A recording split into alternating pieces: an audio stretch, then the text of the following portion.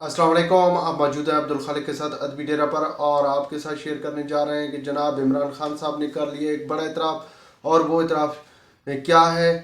और शौकत खानम ट्रस्ट की रकम का इस्तेमाल किया गया है सरमायाकारी में।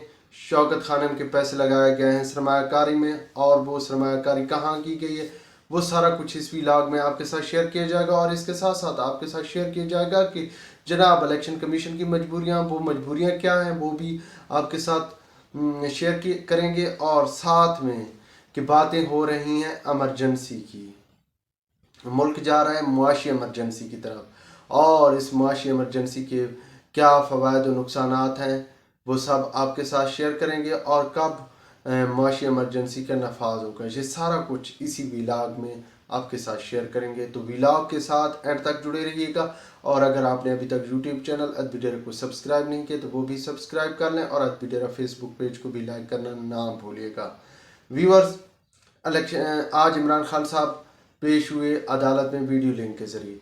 वहाँ वो जिरा के ज़रिए उन्होंने इतराफ़ किया कि $3 मिलियन मतलब $30 लाख जो है उन्होंने 2008 में इम्तियाज़ हैदर नाम की एक बंदा है उसकी जो है कंपनी है, इम्तियाज़ हैदर की कंपनी HBG, जिसमें उन्होंने इन्वेस्टमेंट की थी। अब वो क्या काम करती है, रियल स्टेट का काम करती है, क्या ग्रुप है, इस बारे में उन्होंने कतई कुछ नहीं बताया, लेकिन ये बताया कि उन्होंने वहाँ इन्वेस्टमेंट की थी और वो इन्वेस्टमेंट जो है 2015 में वापस मिली है। अब सबसे पहले तो ये सवाल होता है कि जनाब जब आपने इन्वेस्टमेंट की थी $3 मिलियन की, उस वक्त डॉलर की कीमत थी 90 रुपये, 80-90 रुपये के राउंड अबाउट था। और जब आपने वो रकम आपको वापस की गई उस वक्त डॉलर की वैल्यू 160 रुपये पाकिस्तानी रुपीज़ में बढ़ चुकी थी। और इन 7 सालों में चूँकि डॉलर की वैल्यू बढ़ी है, लाजमी बात है आपने जो इन्वेस्टमेंट की थी वहाँ बिजनेस भी बढ़ा होगा, आपको वहाँ से प्रॉफिट भी आया होगा। तो वो प्रॉफिट के बारे में अभी तक कुछ नहीं बताया कि उसकी कहाँ, क्या वो भी शौकत खानम की मालकियत थी या क्या था। और सबसे बढ़कर ये सवाल है कि चूँकि इमरान खान साहब या शौकत खानम खुद को एक हॉस्पिटल के तौर पे ज़ाहिर करता है जहाँ कैंसर के मरीज़ों का इलाज होता है, कभी शौकत खानम ने ये ऑन नहीं किया कि वो बिज़नेस भी करता है। और चूँकि शौकत खानम एक ट्रस्ट के तौर पे काम कर रहा है, वो इमदाद उसको लोग डोनेशन देते हैं तभी उसका काम चलता है। तो जनाब शौकत खानम की जो डोनेशन आ रही है वो डोनेशन का इस्तेमाल किया गया सरमायाकारी में, उस डोनेशन को इस्तेमाल किया गया बिजनेस में, जो कि अमानत में खियानत है वाज़े तौर पर। और अगर थोड़ा डीपली देखें कि जनाब खयानत तो चोरी ही को कहते हैं, चोरी का दूसरा नाम खयानत है या खयानत का दूसरा नाम चोरी है, दोनों एक ही चीज़ है। तो और जो इस वक्त चोरी की मुजवज़ा तारीफ़ है उसके मुताबिक यही है कि किसी को जो है इजाज़त के बग़ैर या किसी के इल्म में लाए बग़ैर उसकी प्रॉपर्टी या उसकी माल औजार कि आप जो है लेन देन करते हैं या कहीं आप बेच देते हैं या कुछ उसके साथ करते हैं, कहीं इस्तेमाल करते हैं, वो सारा कुछ चोरी कहलाता है। और ये जो है ये चोरी का मामला है। इसके साथ साथ जो है उन्होंने एक और अहम राज से पर्दा उठाया कि जनाब उन शौकत खानम जो है वो 2 ऑफशोर कंपनियों में भी इन्वेस्टमेंट कर चुकी हैं, और साथ में ये भी कहा है कि उन्हें मालूम नहीं है, यानी कि वो हर बात पे मालूम नहीं का जो है वो इजहार करते रहे। अब देख ये सारा कुछ का मामला चूँकि अदालत में है, अब ये सारे कुछ मामले को अदालत ही ने इसकी तयन करना है कि कौन गलत है और क्या सही है, ये सब कुछ अदालत ने भी बताना है।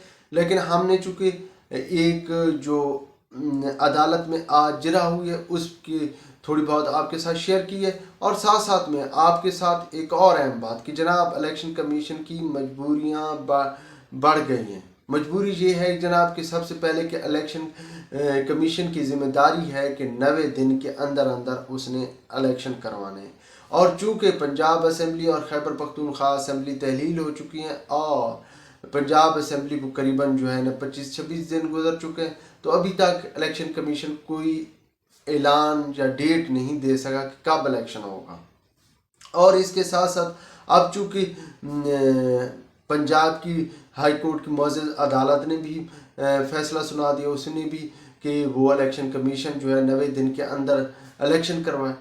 तो इलेक्शन कमीशन ने जो है वो लाजमी बात है, पहले भी वो आईनी तौर पे वो पाबंद है कि उसने 90 दिन के अंदर इलेक्शन करवाने, लेकिन वो इलेक्शन कमीशन की अपनी भी मजबूरियाँ हैं। वो मजबूरियाँ जनाब ये हैं कि इलेक्शन कमीशन ने सिक्योरिटी के लिए रब्ता किया कि भाई इलेक्शन हो रहे हैं, पंजाब और खैबर पख्तूनख्वा की असम्बलियाँ तहलील हो चुकी हैं, वहाँ इलेक्शन करवाने हैं, हमें सिक्योरिटी चाहिए। सिक्योरिटी अदारों ने कर ली मादरत। वजह ये बयान की कि जनाब सिक्योरिटी अदारे अंदरूनी सतह पर दहशत गर्दी के खिलाफ लड़ रहे हैं और बैरूनी सतह पर वो बॉर्डर पे मसरूफ़ हैं। तो ऐसे में कैसे मुमकिन है कि वो आपके साथ जो है वो इलेक्शन में सिक्योरिटी फराहम करें। और साथ में ये भी कहा गया कि जनाब मुल्क के अंदर चूँकि मरदमशुमारी होने वाली है तो उन्होंने वहाँ ड्यूटी देनी है, वो कैसे ये सब कुछ मैनेज कर पाएंगे। और साथ में इलेक्शन कमीशन ने चूँकि इलेक्शन होने उसके लिए पैसे लगेंगे, ज़र लगेगा, तो वो रब्ता किया पैसों के लिए कि भाई हमें फंड चाहिए इलेक्शन करवाने के लिए। वजारत ख़जाना ने भी माजरत कर ली कि भाई हमारे हालात भी अच्छे नहीं हैं, मुल्क इंतहाई गंभीर सूरत हाल का शिकार है, मुआशी तौर पर पाकिस्तान जो है वो एक गर्दाब में फंस चुका है, ऐसे में अभी मुमकिन नहीं है। अब इलेक्शन कमीशन ने अदलिया की तरफ गई है कि जनाब हमें नया इलेक्शन करवाना है, आपकी सपोर्ट की ज़रूरत है। तो वहाँ से जवाब आया कि भाई 10 लाख से ज़्यादा केस जो है पंजाब में पेंडिंग है, तो ऐसे में हम आपकी कैसे मदद करेंगे। अब ये इलेक्शन कमीशन की जो है वो मजबूरी बढ़ गई है और साथ में अब चूँकि मुअज़्ज़ज़ अदालत ने भी फैसला दे दिया है तो अब और भी मजबूरी बढ़ चुकी है। देखते हैं अब क्या सिचुएशन इख्तियार करता है इलेक्शन कमीशन। ये उनका गालबन मंडे को इजलास भी है, उसमें वो फैसला क्या तय पाता है कि कब इलेक्शन की डेट देते हैं। और साथ में कि जनाब चूँकि ये मामला तो अपनी जगह का आइनी तौर पे इलेक्शन कमीशन पाबंद है, लेकिन उनसे भी पूछा जाए कि जनाब आप जब जानते हैं कि मुल्क के हालात इंतहाई ख़राब हैं, मुआशी तौर पर आप ख़ुद कह रहे हैं कि डिफ़ॉल्ट करने वाले हैं, अमन व अमान की सूरत हाल जो है वो गैर तसल्ली बख्श है, आप इस सूरत में इलेक्शन की डिमांड कर रहे हैं और सबसे बढ़कर आपने असम्बली तहलील कर दी, आपने अपने हाथों से असम्बली तहलील की।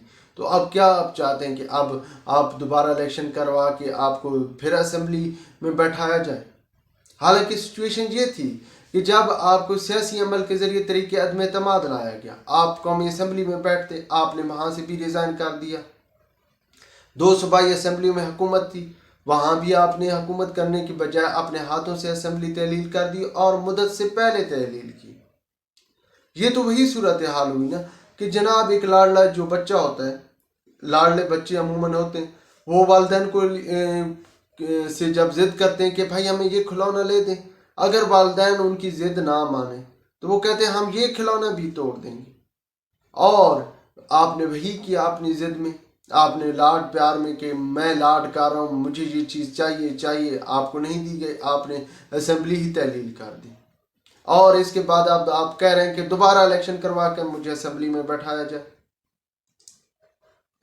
तो भाई ये चीज़ भी देखनी चाहिए। और साथ साथ में एक और अहम बात कि चूँकि मुल्क के अंदर जो है इस वक्त सूरत हाल काफ़ी गंभीर है, अमन व अमान की सूरत हाल गैर तसल्ली बख्श है और साथ में माफिया जो है वो बड़ी मजबूत तरीके से खड़ा है, उसके खिलाफ कोई हाथ नहीं डाल रहा। ऑयल माफिया की पोजीशन ये है कि 3 दिन पहले उनके लिए वजारत ख़जाना को कीमतें बढ़ानी पड़ती हैं, वक्त से पहले, यानी कि 3 दिन पहले, यकम से पहले, ये चंद दिन पहले की बात है कि ऑयल में जो है पंप के मालिकान हैं उन्होंने ऑयल देने से इनकार कर रखा था, शार्टेज की और हड़ताल कर रखी थी। वो यकदम जो ही कीमत बढ़ी वो तेल ले आए मार्केट में। अब वही सिचुएशन अब उन्होंने कायम कर रखी है, वो अब तेल जो है वो शार्ट कर रखा है कि जी हमारे पास तो है नहीं। अब एसी साहबान, डीसी साहबान कहाँ हैं, इंतज़ामिया कहाँ है, और रोज़ की बुनियाद पर कहते हैं कि जी कार्रवाई की जा रही है। कार्रवाई कहाँ की जा रही है, कुछ नज़र नहीं आ रहा। ऐसे लग रहा है कि मुल्क माफिया के तसल्लुत में आ चुका है। दूसरी जानब अब फ्लोर मिल्स मालकान ने भी हड़ताल की धमकी दे रखी है कि जी हमारी भी मांगे पूरी करो। और सिचुएशन ये है, मुल्क की अपने ख़जाने की सिचुएशन ये है कि मुल्क का वज़ीर आज़म मिन्नतें कर रहा है कि हमारे जी लोग सैलाब की वजह से सड़कों पर बैठे हैं, हमारी हेल्प करो, हमारे सिचुएशन जो है इकोनॉमिकली सही नहीं है, हमारी हेल्प करो। तो ऐसे में कैसे मुमकिन है कि आप जो है वो इस तरह सरवाइव कर जाएं बग़ैर जो है वो एमरजेंसी के। और अब एमरजेंसी ही वैध हल है कि मुल्क में मुआशी एमरजेंसी नाफिज की जाए।